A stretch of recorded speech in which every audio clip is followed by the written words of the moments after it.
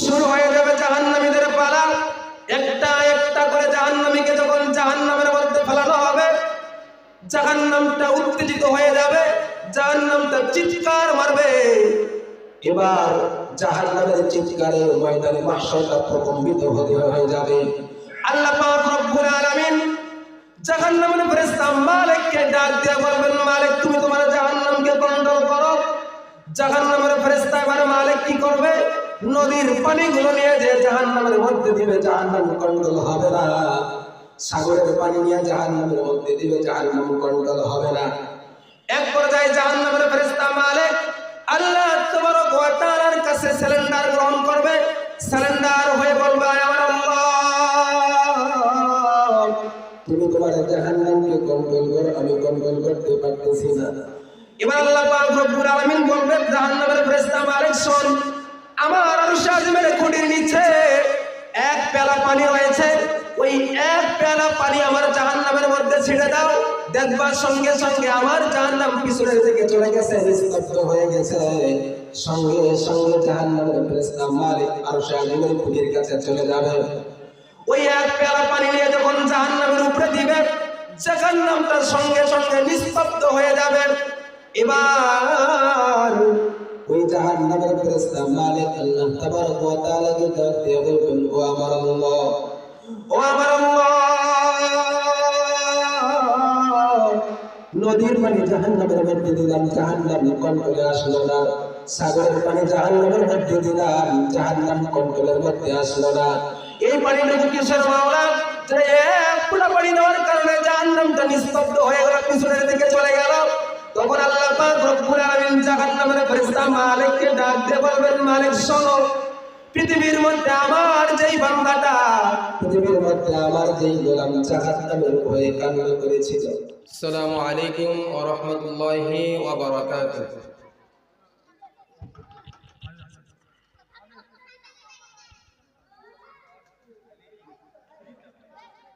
আলহামদুলিল্লাহি রাব্বিল আলামিন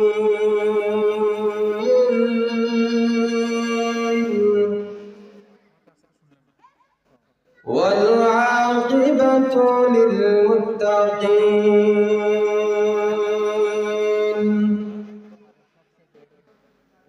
والصلاة والسلام على أشرف الأنبياء والمرسلين وعلى آله وأصحابه أجمعين.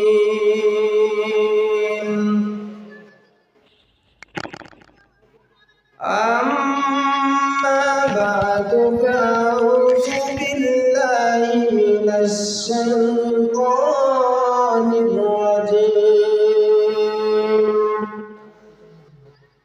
بسم الله الرحمن الرحيم.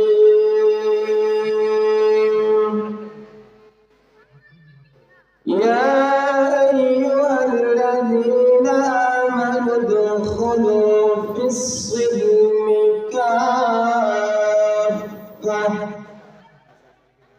ولا تتبعوا خطوات الشيطان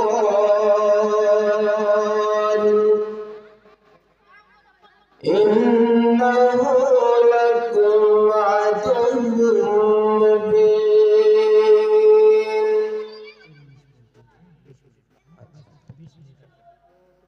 وقال النبي صلى الله عليه وسلم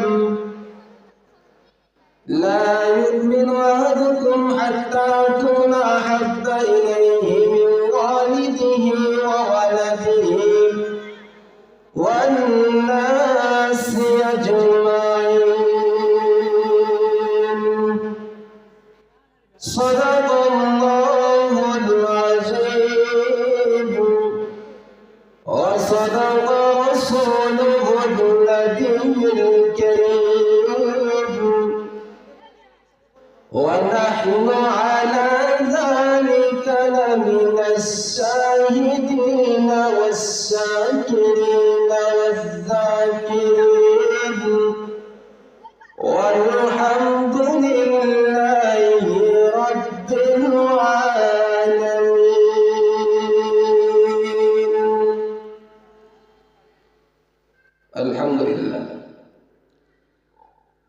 আজ থেকে 1400 বছর পূর্বে যখন এই দুনিয়ার বুকে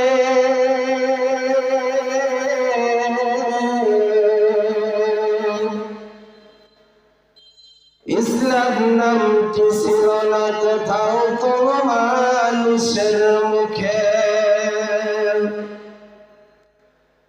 মন্দিরে সজ্জিত ঘণ্টা, মন্দিরে সজ্জিত ঘণ্টা ছিল না জনধ্বনি,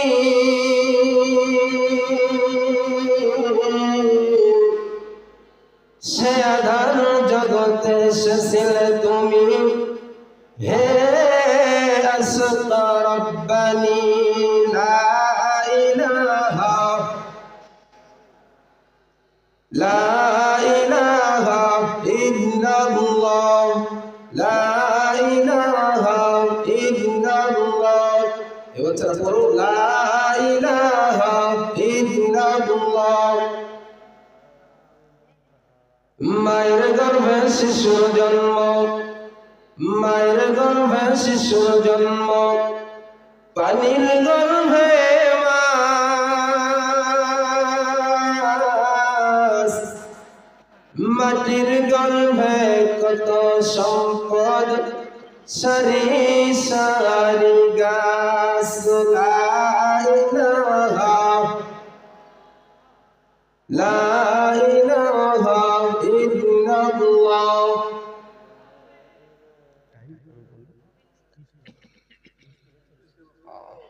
আল্লাহ তাবারক ওয়া তাআলা লাখো কোটি শুকর যে মহান মালিক আমাদেরকে দয়া করে মায়া করে ইহসান করে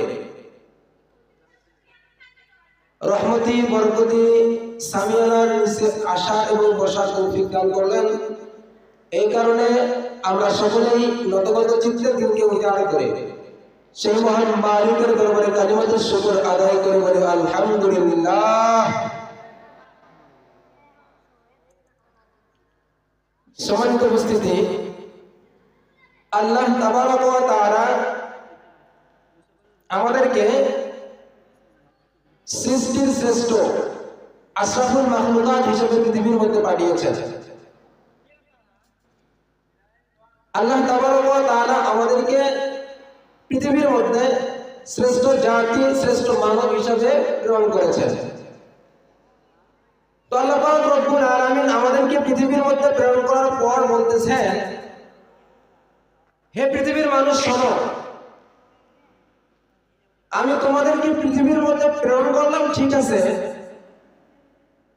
পৃথিবীর মধ্যে যাওয়ার পর আমি আল্লাহ তাবারক ওয়া তাআলার পক্ষ থেকে তোমাদের কাছে কিছু রুলস যাবে, কিছু নিয়ম যাবে, কিছু হুকুম আহকাম যাবে। যে ব্যক্তিটা আমি আল্লাহ তাবারক ওয়া তাআলার দেওয়া রুলস অনুযায়ী, আমি আল্লাহ তাবারক ওয়া তাআলার দেওয়া বিধিবিধান অনুযায়ী নিজের জীবনটাকে পরিচালিত করতে পারবে, তো আল্লাহ পাক রব্বুল আলামিন বলতেছেন ওই ব্যক্তিটা হলো আমি আল্লাহর বন্ধু, আমি আল্লাহর দোস্ত। আর যে ব্যক্তিটা আল্লাহ পাক রব্বুল আলামিনের বন্ধু হবে, কাল কিয়ামতের ময়দানে তার কোনো টেনশন থাকবে না। পক্ষান্তরে আল্লাহ পাক রব্বুল আলামিন বলতেছেন, হে মানব জাতি, পৃথিবীর মধ্যে যাওয়ার পর যদি তোমরা আমার রুলস অনুযায়ী, আমার হুকুম আহকাম অনুযায়ী, আমার দেওয়া বিধিবিধান অনুযায়ী জীবনটাকে পরিচালিত করতে না পারো, তাহলে আমি আল্লাহ পাক রব্বুল আলামিন বলে দিলাম তোমরা হবে আমার শত্রু। আর আল্লাহর শত্রু যারা হবে কাল কিয়ামতের ময়দানে তাদের জাহান্নাম ছাড়া আর কোনো উপায় থাকবে না। আমার ভাইরা মুসলমান বাবাজিরা, আল্লাহ পাক রব্বুল আলামিন জানাই দিলেন আল্লাহর শত্রুদেরকে জাহান্নামের সামনে দলে দলে দাঁড় করাই দিবেন। এখন আপনি চিন্তা করে নেন, আপনি আল্লাহর বন্ধু না আল্লাহর শত্রু? আজকের মাহফিলে যতজন মানুষ আপনারা এসেছেন, এখান থেকে একটা সিদ্ধান্ত গ্রহণ করে নেন, আপনি আল্লাহর বন্ধু হবেন না আল্লাহর শত্রু হবেন? আল্লাহ পাক রব্বুল আলামিন বড় আদর করে আমাদেরকে বানিয়েছেন, আবার জান্নাত জাহান্নাম বানিয়েছেন। আল্লাহর বন্ধুদেরকে আল্লাহ পাক রব্বুল আলামিন জান্নাত দিবেন, আবার আল্লাহর শত্রুদেরকে আল্লাহ পাক রব্বুল আলামিন জাহান্নাম দিবেন। জান্নাত জাহান্নামের দৃষ্টান্তটা এভাবে তুলে ধরতে চাই। দুনিয়ার আদালতে সব চাইতে সুখী ব্যক্তি, সব চাইতে দামি ব্যক্তি, সব চাইতে শান্তিতে থাকা ব্যক্তি, সুখের যার কোনো অভাব ছিল না, টাকা পয়সার কোনো অভাব ছিল না, কাল কিয়ামতের ময়দানে কঠিন হাসরের দিনে আল্লাহ পাক রব্বুল আলামিন তাকে আদালতে দাঁড় করাবেন। অপরদিকে পৃথিবীর মধ্যে সব চাইতে মাজলুম ব্যক্তি, সব চাইতে নির্যাতিত ব্যক্তি, দিনের দাওয়াত দেওয়ার কারণে ঘরের মধ্যে ঘুমাইতে পারে নাই, জেল জুলুম অন্যায় অবিচার তার সঙ্গে হয়েছিল, তার চোখগুলো উপড়ে ফেলা হয়েছিল, গর্দান কেটে ফেলা হয়েছিল, হাত কেটে ফেলা হয়েছিল, পা কেটে ফেলা হয়েছিল। ইয়াহইয়া আলাইহিস সালাতু ওয়াস সালামের ইতিহাস আমি পড়েছি, তেনার গর্দানটা একদিকে দাফন করা হয়েছিল, আবার তেনার বডিটা আরেক দিকে দাফন করা হয়েছিল। একজন পয়গম্বরের বডি আরেক দিকে, আরেকজন পয়গম্বরের দেহটা আরেক দিকে। নবী আম্বিয়া আলাইহিস সালাতু ওয়াস সালামদেরকে করাত দিয়ে ছেড়ে ফেলা হয়েছিল।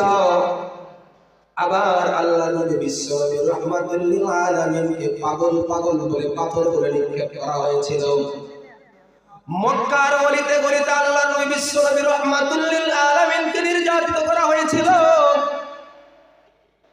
সাহাবায়ে কিরামরা যুদ্ধের ময়দানে রক্ত ঢেলে দিয়েছে। যেই দিন ইসলাম আমরা আজকে পেয়েছি, এর পরতে পরতে পরীক্ষা দিয়েছেন সাহাবায়ে কিরামেরা। এখন আপনি চিন্তা করে নেন, এখন আপনি চিন্তা করে নেন, আল্লাহর আদালতে সব চাইতে মাজলুম ব্যক্তিটা কে হবে? আল্লাহ পাক রব্বুল আলামিন দুজনকে দুদিকে দাঁড় করাই দিবেন। দুজনকে দুদিকে দাঁড় করাই দিয়ে এবার পৃথিবীর মধ্যে সব চাইতে ধনী ব্যক্তি, সব চাইতে সুখে থাকা ব্যক্তি, পৃথিবীর মধ্যে সব ছিল তার, শুধুমাত্র ঈমানের দৌলতটা ছিল না। তার দিকে লক্ষ্য করে বলবেন,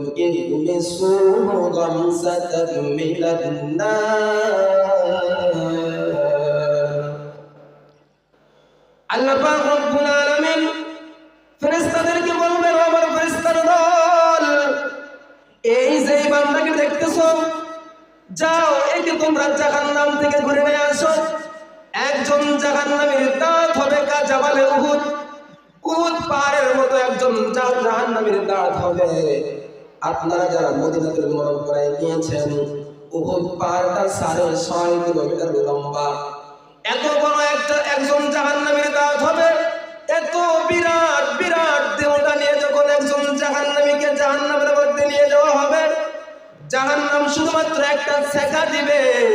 একটা সেকা খাওয়ার পর ওই বান্দাটা এত জোরে চিৎকার করবে, আল্লাহ পাক রব্বুল আলামিন বলবেন তাকে আমার সামনে নিয়ে আসো। এবার পৃথিবীর মধ্যে সব চাইতে মাজলুম ব্যক্তিটাকে যখন জান্নাতটা ঘুরে নিয়ে আসা হবে, জান্নাত থেকে নিয়ে আসার পরে আল্লাহ পাক রব্বুল আলামিন জাহান্নামের দিকে তাকিয়ে বলবেন, বড় দেখি পৃথিবীর মধ্যে অনেক শান্তিতে তুমি ছিলা, পৃথিবীর মধ্যে অনেক সুখে তুমি ছিলা, একটা নিয়ামতের কথা বলো। জাহান্নামীটা চিৎকার করে বলবেন, মা আসাবানি কাত্তু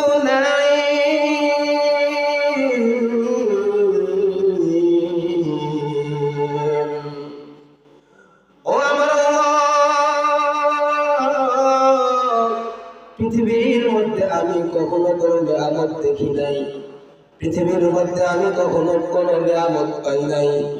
এক মুহূর্ত জাহান্নামটা দেখার পর পৃথিবীর সব চাইতে সুখী ব্যক্তির সুখের কথা তিনি ভুলাই দেবেন। তিনি কে? একটু জোরে বলেন না, তিনি কে?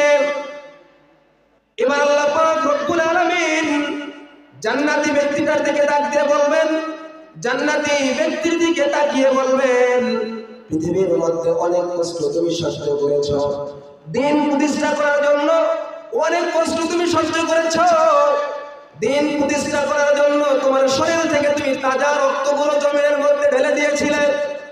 বলো তো দেখি, একদিনের কষ্টের কথা আজকে তুমি বলো।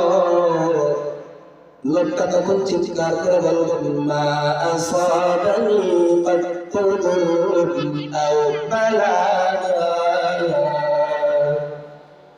লোকটা তখন বলবেন, ও আমার আল্লাহ,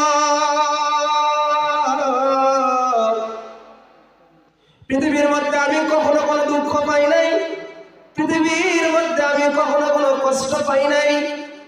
এক মুহূর্ত জান্নাতটা দেখার কারণে, এক মুহূর্ত জান্নাতটা দেখার পর পৃথিবীর সব চাইতে দুঃখে থাকা ব্যক্তি, সব চাইতে কষ্টে থাকা ব্যক্তির কষ্টগুলোকে তুমি ঘোরাই দেবেন তিনি কে?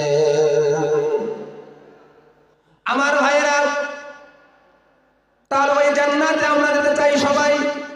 ওই জান্নাতে যদি আমরা যেতে চাই, তাহলে আমাদেরকে পৃথিবীর মধ্যে কিছু কাজ করতে হবে। আল্লাহ তাবারক ওয়া তাআলার দেওয়া হুকুমাত অনুযায়ী নিজের জীবনটা যাপন করতে হবে। আল্লাহ তাবারক ওয়া তাআলা যেগুলো হুকুম দিয়েছেন, সেই হুকুম অনুযায়ী নিজের জীবনটাকে পরিচালিত করতে হবে। আল্লাহ পাক রব্বুল আলামিন বলতেছেন, বান্দা তুমি 5 ওয়াক্ত নামাজ পড়ো, তাহলে আপনাকে 5 ওয়াক্ত নামাজ আদায় করতে হবে। কথা বলেন ঠিক কিনা?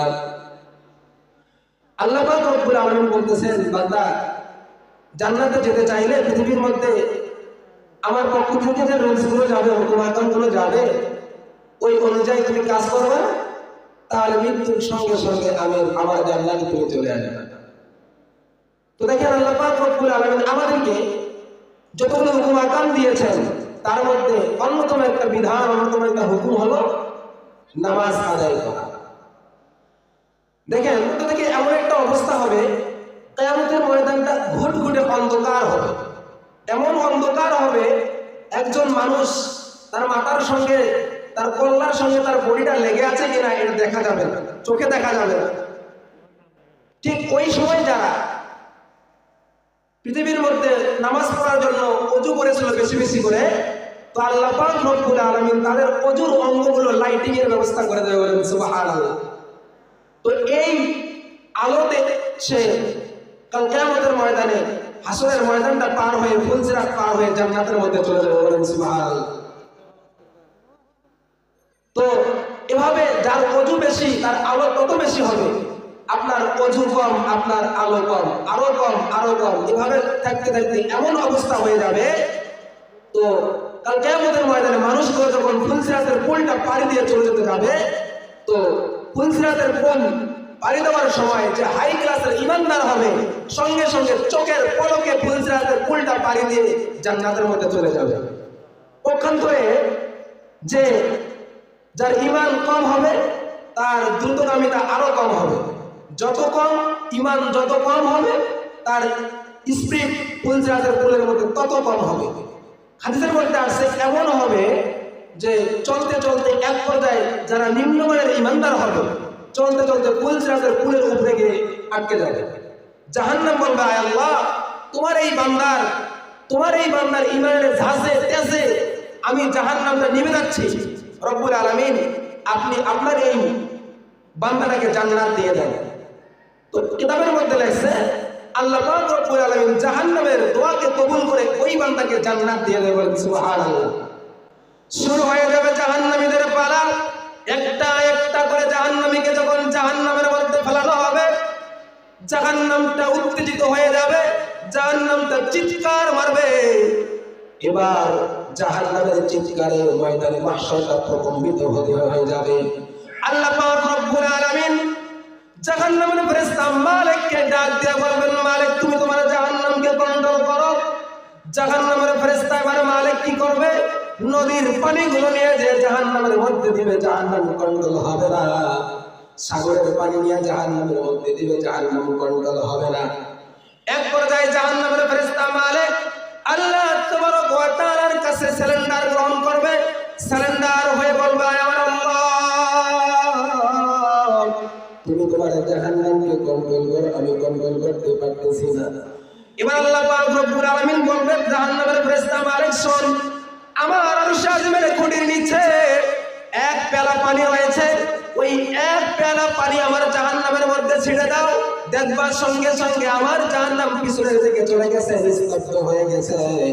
সঙ্গে সঙ্গে জাহান্নামের ফেরেশতা মালিক আরশে আজিমের খুঁটির কাছে চলে যাবে।